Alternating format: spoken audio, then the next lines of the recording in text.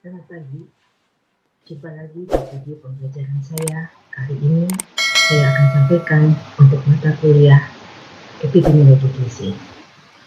Semoga kalian semua dalam kondisi sehat walafiat. Kita semua dalam kondisi sehat dan bugar untuk Indonesia berprestasi. Di masa pandemik ini, kita masih harus tetap menjaga kehidupan kita masing-masing dengan tetap menerapkan protokol kesehatan dimanapun kita berada. Saya menggunakan istilah dengan menggunakan MACD. Yang pertama, selalu kita pakai masker, rajin cuci tangan, dan distancing fisik. Ya, kali ini saya akan menyampaikan materi untuk konsep sebab akibat. Silakan kita ikuti bersama untuk kuliah kali ini. Silakan menyimak dan silakan Anda mempelajari lebih dalam lagi sehingga lebih mengerti apa sebenarnya yang dimaksud dengan konsep sebab akibat, khususnya untuk mata kuliah epidemiologi. Selamat menyaksikan. Ya, kita akan masuk di konsep dasar sebab akibat. Ini merupakan pertemuan yang ke-9 dari 16 kali pertemuan. Jadi kali ini saya akan menyampaikan materi epidemiologi gizi setelah mid semester untuk pertemuan ke-9 sampai pertemuan ke-16 nantinya. Ya, kita tahu bahwa di konsep dasar sebab akibat ini kita lihat yang akan kita bahas adalah dalam pendahuluannya, kemudian faktor risiko, prognosis, pengertian, ciri dan jenis sebab, kemudian apa sebenarnya inti dari kuliah kita ini, yaitu necessary dan sufficient, serta kriteria hubungan kausal. Pemahaman tentang penyakit, penyebab penyakit itu digunakan untuk apa saja? Antara lain digunakan untuk pencegahan, untuk mendiagnosis suatu penyakit, dan penerapan dari pengobatan-pengobatan yang benar untuk satu kasus penyakit. Konsep tentang penyebab mempunyai makna yang berbeda-beda untuk konteks yang berbeda-beda pula. Dan tidak pernah ada satu definisi yang sesuai dengan semua bidang ilmu. Itu yang harus kita pahami, bahwa konsep tentang penyebab itu sangat beraneka ragam maknanya. Ya, kausalitas atau yang dikenal dengan hubungan kausal ini berkaitan dengan hubungan sebab akibat yang digunakan untuk memastikan bagaimana suatu kejadian yang berbeda berhubungan satu sama lainnya dan atau bagaimana kejadian tersebut bisa berhubungan. Misalnya seperti ini, ketika kita pergi kuliah dalam kondisi sehat walafiat pamit dengan orang tua. Nah, pulang kuliah, ada seorang mahasiswa pulang kuliah sampai di rumah kakinya jalannya pincang. Pasti orang tua akan bertanya, kenapa kakinya pincang? Kenapa jalanmu pincang? Karena yang dilihat orang tua adalah akibatnya. Sebabnya orang tua belum tahu, sehingga orang tua ini menanyakan kepada anaknya, kenapa jalanmu kok pincang? Ya, itu merupakan salah satu bentuk hubungan kausal. Jadi yang berhubungan berkaitan dengan hubungan sebab akibat. Dari penyebab suatu penyakit yang merupakan sebuah peristiwa, sebuah kondisi, sebuah karakteristik, atau kombinasi dari berbagai faktor tersebut mempunyai peranan penting dalam menghasilkan suatu penyakit. Ya, secara umum, secara logis yang bisa diterima akal sehat, sebuah penyakit itu harus ada dulu. Jadi satu penyebab itu harus ada dulu, baru timbul penyakit. Tidak mungkin ujuk-ujuk langsung ada sakit tanpa ada penyebab.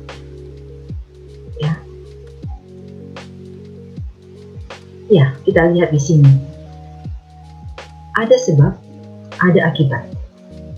Sebab, apa sebabnya itu harus dicari, harus ditelusuri ke belakang, Harus dicari penyebabnya sehingga ketemu, oh ini loh akibatnya.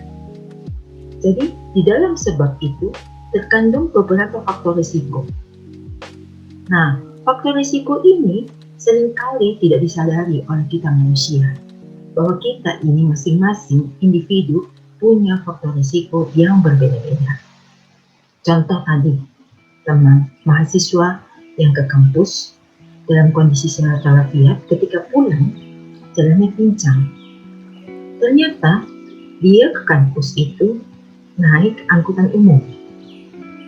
Karena buru-buru, sudah terlambat, ada faktor-faktor risikonya. Dia naik kendaraan umum itu bertemu dengan orang-orang, itu juga merupakan faktor risiko karena ada di tempat yang umum. Kemudian naik kendaraan umum yang dia tidak familiar dengan kendaraan umum yang akan dia naiki tersebut. Sehingga waktu dia pulang, ketika mau turun dari angkutan umum ini, dia terjatuh yang menyebabkan dia jalannya pincang sampai di rumah. Akibatnya apa? Ya, akibatnya itu tadi, sakit kakinya. Kenapa? Karena terjatuh turun dari angkot. Itu akibatnya. Dan umumnya kita melihat suatu sebab itu bukan dari sebabnya. Nanti sudah ada akibat, baru kita tahu, oh ini loh penyebabnya, oh ini loh sebabnya. Jadi sesuatu yang dimaksudkan tadi itu adalah penyakit, suatu penyakit pasti ada faktor risikonya, ada sebab, ada penyebab yang mendahulunya.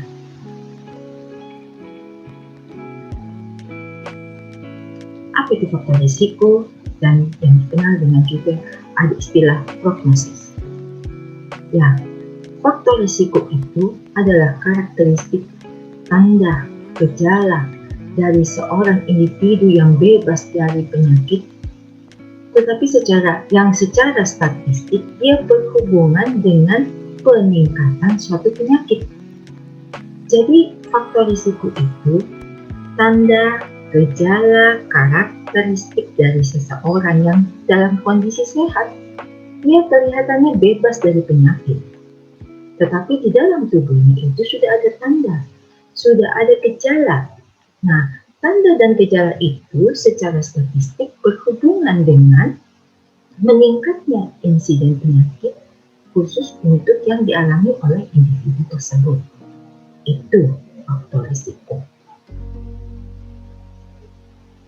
Ada beberapa jenis faktor risiko. Menurut dapat tidaknya risiko itu berubah. Yang pertama, faktor risiko tidak dapat dirubah. Yang paling umum adalah dua faktor, umur dan genetik. Siapa mau berani, mau bisa tambah umur, mau kurangi umur, semua yang kuasa yang punya. Begitu pula dengan genetik, itu semua kehendak yang kuasa. Yang kedua, faktor risiko yang dapat dirubah. Apa? Pola hidup, pola makan, kebiasaan merokok, kebiasaan berolahraga, itu semua bisa dirubah. Dia harus makan ini, tidak boleh makan ini dikurangi, itu semua bisa dirubah. Hanya dua yang tidak bisa dirubah, yaitu umur dan genetik. Ini faktor risiko yang menurut faktor risiko yang bisa diubah atau tidak bisa diubah jenisnya. Yang kedua, menurut kestabilan peranan faktor risiko itu. Yang pertama adalah faktor yang dicurigai, yaitu faktor-faktor yang belum mendapatkan dukungan sepenuhnya dari hasil penelitian. Jadi dia masih suspek risk factor. Suspected risk factor ini adalah beberapa faktor risiko yang belum mendapatkan dukungan sepenuhnya dari hasil-hasil penelitian. Sedangkan yang berikutnya, yang kedua adalah established risk factor. Ini faktor risiko yang telah ditegakkan. Jadi ada hasil-hasil penelitian yang mendukung secara ilmiah bahwa misalnya rokok itu menjadi penyebab atau menjadi faktor risiko dari terjadinya kanker paru. Jadi harus ada bukti-bukti ilmiah harus ada studi-studi ilmiah yang mendukung dari suatu faktor risiko. Ya, bagaimana kriteria faktor risiko? Yang pertama, dia menyebabkan dampak yang besar terhadap kejadian penyakit dan kejadian kematian. Mempunyai bukti bahwa faktor risiko dapat dimodifikasi dengan efektif oleh program prevensi primer. Yang ketiga, dia memiliki validitas pengukuran yang tinggi. Jadi nanti mengenai validitas ini kita akan membahasnya lagi di screening ya. Kemudian yang keempat, dapat diaplikasikan baik di negara maju maupun negara yang berkembang sehingga menjamin komparabilitasnya. Yang kelima, memenuhi standar etika pengukuran dan teknologi tetap benar. Bagaimana kegunaan identifikasi faktor risiko? Yang pertama adalah untuk prediksi, jadi bisa meramalkan penyakit. Dia bisa meramalkan penyakit, misalnya seorang perokok berat, kemungkinannya 10 kali menderita kanker paru daripada yang bukan perokok. Dari prediksi itu meramalkan. Yang kedua sebagai penyebab. Kejelasan atau berat tidaknya faktor risiko dapat mengangkatnya sebagai faktor penyebab. Jadi faktor risiko ini belum tentu menjadi faktor penyebab. Setelah kita hapus semua faktor-faktor pengganggu atau variabel-variabel confoundingnya. Yang ketiga sebagai diagnosis, ini membantu proses diagnosis dari suatu kasus penyakit. Yang keempat prevensi, jika suatu faktor risiko juga sebagai penyebab, pengulangan dapat digunakan untuk pencegahan penyakit. Meskipun mekanisme penyakit sudah diketahui atau tidak. Jadi bisa untuk sebagai prediksi, sebagai penyebab, diagnosis, kemudian sebagai prevensi. Ini kegunaan kita mengidentifikasi faktor risiko. Ya, apa perbedaan faktor risiko dan prognosis? Kalau kita lihat, prognosis ini menunjukkan berapa besar kemungkinan mati akibat dari keadaan sakit. Risiko, berapa besar kemungkinan sakit dari kondisi yang sehat. Jadi kalau risiko itu ketika sehat menjadi sakit, ya. Kemudian kalau prognosis ketika sakit dia akan menjadi mati. Kemungkinan itu berapa besar? Itu bisa dihitung ketika kita mengetahui seberapa besar faktor risiko itu menjadi faktor penyebab. Ya, kita lihat perbedaan risiko dan prognosis. Faktor risiko itu apa saja sih? Faktor risiko itu umur yang terus bertambah, umur tinggi, kemudian ada LDL yang tinggi, HDL yang rendah, merokok, ada hipertensi, kurang aktivitas, ya. Kemudian faktor prognosis, umur, kemudian pria, ada infak anterior, jantung kongesti, aritmia ventrikuler, dan sebagainya. Ini yang menyebabkan contohnya ini dari satu kasus misalnya tadi perokok tadi itu ya. Nah, kalau kita lihat kriteria hubungan kausal ada 4, kalau tidak salah saya ingat ada 4. Yang pertama adalah model determinisme murni atau klasik yang berdasarkan teori penyebab tunggal. Jadi sebabnya cuma satu, single causative. Ini mengarah ke hubungan tunggal. Jadi ada satu sebab yang spesifik mengakibatkan satu akibat yang spesifik, unik dan konstan. Nah, misalnya spesifisitas akibatnya itu Y, satu-satunya akibat dari faktor X. Spesifisitas sebab X, satu-satunya penyebab Y yang harus bersifat necessary sekaligus dia bersifat sebagai sufficient. Nanti kita akan bahas di mana necessary dan sufficient ini yang dimaksud. Jadi yang pertama, model determinisme murni atau yang dikenal dengan satu penyebab, satu single causative. Jadi dia hanya satu sebab yang spesifik akan mengakibatkan satu akibat yang spesifik juga. Kemudian kita lihat dari yang tadi ada sebab necessary, dia sebagai sebab necessary dan dia sebagai sebab sufficient. Sebab necessary yang dimaksud adalah faktor yang harus ada faktor yang harus ada untuk terjadinya penyakit. Tidak akan ada penyakit tersebut jika faktor tersebut tidak ada. Misalnya, tidak ada penyakit AIDS tanpa virus HIV. Sebab sufisien adalah faktor yang dengan sendirinya pasti dapat menimbulkan penyakit. Jadi kalau necessary itu faktor yang harus ada. Kalau sufisien ini otomatis dia pasti dengan sendirinya itu akan menimbulkan penyakit. Misalnya orang yang kekurangan oksigen itu dia bisa hipoksi otak. Kemudian tekanan atau trauma mekanik yang tinggi itu bisa menyebabkan patah tulang. Peningkatan suhu sampai tingkat titik didih itu akan menimbulkan kerusakan kulit sehingga orang bisa luka bakar. Itu menjadi sebab sufisien. Jadi bisa membedakan antara necessary dan sufisien. Kalau necessary itu dia harus ada dulu. Kalau sufisien itu otomatis dia pasti ada dalam apa yang ada dalam diri masing-masing individu. Ya, kita lihat di sini ciri-cirinya. Jadi ciri penyebab itu selalu mendahului akibat. Bila sebab berubah akan diikuti oleh suatu perubahan akibat juga. Nah, jenis penyebabnya tadi bisa necessary factor, itu agent yang harus ada supaya terjadi penyakit. Penyakit tidak dapat terjadi tanpa kehadiran necessary factor ini. Kemudian sufficient factor ini dia sudah ada, tetapi dia harus cukup jumlahnya memadai. Kemudian dia yang mengawali suatu terjadinya penyakit. Yang ketiga adalah faktor yang berkontribusi atau menambah agar sufficient itu menjadi cukup. Ini jenis penyebab. Jadi ada 3. Ada necessary factor, sufficient factor, dan contributory factor. Nah, necessary tadi kan ada ya, harus ada.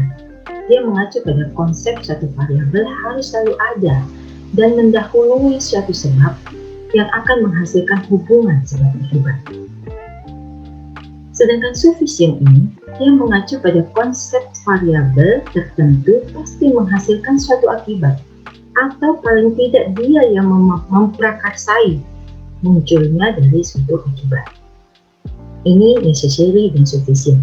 Jadi kalau necessary itu ya ingat aja di kepala, dia ada, harus ada.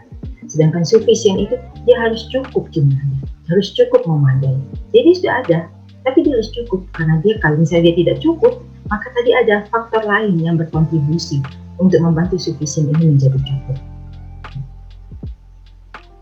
Berikutnya, ya kita lihat bahwa penjabaran konsep tadi yang single satu penyebab kemudian menjadikan satu akibat, ini menimbulkan atau membentuk satu penjabaran konsep postulat Hellenkopf.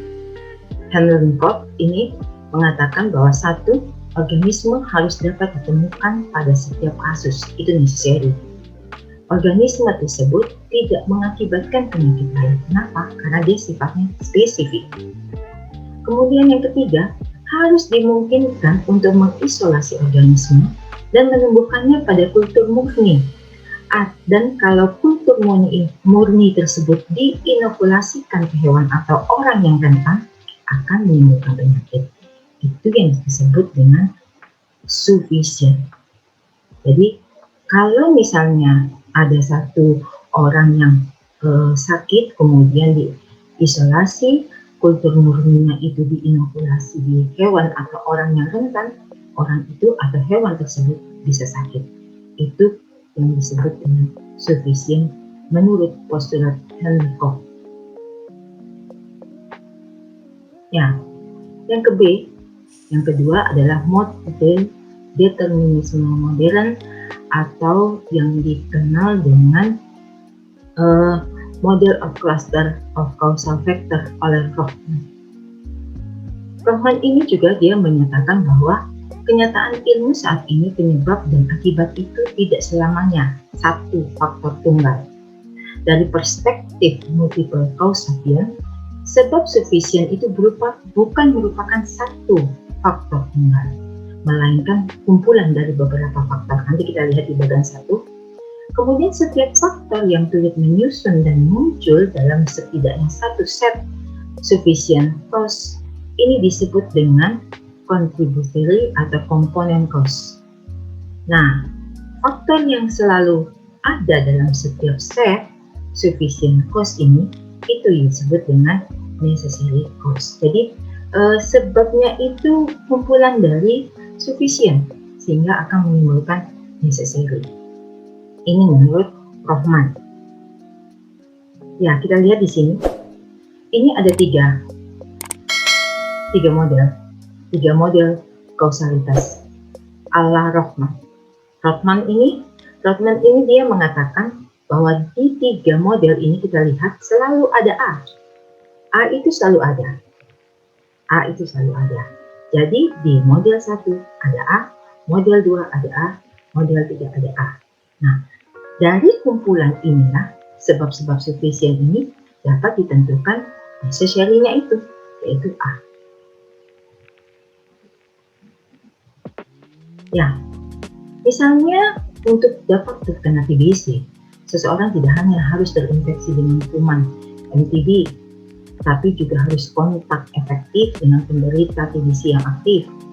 Jumlah dan virulensi kuman patogen infeksiusnya itu cukup memadai. Daya tahannya sedang turun. Nah, ini merupakan faktor-faktor risiko sufisien yang ada di dalam tubuh seseorang. Sehingga nantinya insufisien ini semua ada akan menimbulkan apa? Kuman MTB-nya itu sebagai necessary-nya karena dia harus ada. Tapi kontak efektif, kemudian jumlah virulensi kuman ini harus memadai, daya tahan orang yang menurun, itu semua merupakan faktor sufisien. Sehingga timbullah penyakit TBC pada seseorang. Berikutnya, ya kita masuk yang ketiga, ini model multiple etiologi. Ini Anda sudah pelajari semuanya di segitiga epidemiologi, jajaran sebab akibat, model roda, sehingga saya tidak akan menjelaskan kembali. Yang keempat adalah pendekatan probabilistik. Nah, di sini masalahnya adalah pengetahuan yang terbatas tentang penyakit. Ada keterbatasan dalam mengamati status penyakit dan status pajangan, termasuk keterbatasan dalam mengetahui semua faktor komponen cause yang dapat mengakibatkan munculnya penyakit. Sehingga konsep atau model determinisme ini kemudian ditunjang oleh pendekatan probabilistik. Ya, dengan pendekatan ini tidak perlu lagi berupaya membuktikan kausalitas pada setiap individu, melainkan dengan menggunakan teori probabilistik ini dan teknik statistik dilakukan penilaian ada apa tidak sih hubungan statistik pada populasi tertentu sehingga bisa ditarik kesimpulan kausalnya. Jadi hanya menggunakan metode probabilitas dengan menggunakan teknik statistik. Pendekatan probabilistik ini mengoperasikan suatu konsep pada tingkat individu dengan menggunakan konsep faktor risiko yang berbasis pada populasi. Jadi faktor risiko itu harus ada pada satu tingkat populasi karena dia tidak bisa untuk metode atau pendekatan probabilistik ini sangat jarang digunakan untuk yang sifatnya individu, tetapi dia yang berbasis pada populasi, pada masyarakat, pada sekelompok orang. Dengan pendekatan ini dapat dilakukan identifikasi faktor risiko dan atau faktor prognosis dari satu populasi yang dicurigai ya. Jadi populasi itu harus punya data-data sebelumnya sehingga bisa dilakukan pendekatan probabilistik.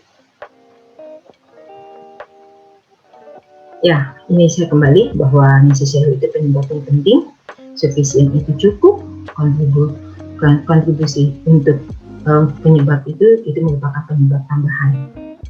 Nah, kita masuk bagaimana dengan kriteria ideal hubungan dari satu kausal. Yang pertama, ada strength, kuatnya hubungan, kemudian dapat diperkirakan dari waktu ke waktu, tidak karena sebab lain, jadi spesifik, kemudian temporality, hubungan dosis dan respon, jadi secara biologi, kemudian dia masuk akal, dia koherensi, eksperimen, dan analogi. Masing-masing kita akan bahas berikut ini. Jadi kekuatan asosiasi yang dimaksud adalah hubungan asosiasi yang sangat kuat antara satu faktor dengan satu penyakit memiliki kemungkinan bersifat kausal. Jadi ada nilai OR dan nilai RR-nya. Nanti kita akan belajar odds ratio dan rasio reduktifnya. Nanti kita akan belajar ya. Kemudian yang kedua adalah konsistensi. Pengamatan yang dilakukan berulang-ulang pada tempat, waktu, populasi dengan rancangan penelitian yang berbeda akan memberikan hasil, memberikan bukti yang sama tentang hubungan asosiasi tersebut. Itu konsistensi. Jadi meskipun dilakukan di mana-mana, waktunya berbeda, metodenya, rancangan penelitiannya berbeda, tapi hasilnya tetap sama. Yang ketiga, spesifisitas dari asosiasi merupakan kriteria yang mengacu pada konsep penyebab tunggal, yaitu jika satu faktor spesifik hanya berhubungan dengan satu penyakit, atau satu penyakit itu hanya berhubungan dengan satu pajangan, maka dianggap memberikan kemungkinan hubungan kausalitas. Temporalitas, urutan waktu yang mensyaratkan bahwa penyebab harus mendahului akibat. Penyebab harus mendahului akibat. Jadi tidak bisa dibalik. Itu temporalitas. Yang kelima, yaitu derajat biologis. Ada pola hubungan antara satu faktor dengan suatu penyakit yang kekuatan hubungannya meningkat sejalan dengan meningkatnya kualitas atau kuantitas dari pajangan. Jadi kalau hubungannya itu antara satu faktor dengan satu penyakit semakin kuat baik kuantitas maupun kualitas pajanannya, maka itu akan bisa menyebabkan satu bukti bahwa secara derajat biologi itu ada hubungan antara satu faktor dengan penyakit tertentu. Yang keenam, ini dikatakan masuk akal. Hubungan suatu faktor dengan suatu penyakit yang secara nalar bisa diterima, artinya bahwa kemungkinan itu bisa terjadi secara biologis. Yang ketujuh, koherensi atau keselasian. Ini bukti yang ditemukan tidak bertentangan secara serius dengan pengetahuan tentang riwayat alami penyakit atau dengan fakta-fakta lain tentang kejadian penyakit tersebut. Jadi satu bukti, satu hubungan itu tidak bertentangan dengan perjalanan alamiah riwayat alamiah dari satu penyakit tersebut. Yang kedelapan, ditunjang dengan adanya bukti eksperimen. Jadi hubungan itu bisa juga diperoleh dari studi eksperimen. Yang terakhir, dengan pendekatan analogi dapat membantu ke arah pengambilan kesimpulan kausal. Namun sering memunculkan misalnya obat yang memiliki efek terapeutik itu mungkin pula ada obat yang sifat farmakologinya sama dapat memberikan efek yang serupa. Ini harus hati-hati ketika ada hubungan atau ada pendekatan analogi yang digunakan dalam menentukan satu faktor risiko menjadi faktor penyebab untuk satu penyakit. Ya, saya kira itu yang bisa saya berikan untuk pertemuan kali ini. Terima kasih untuk perhatiannya. Semoga apa yang saya sampaikan dapat Anda pahami. Kalau ada yang belum dipahami, silahkan kita tanya jawab di media yang tersedia. Terima kasih. Selamat beraktivitas.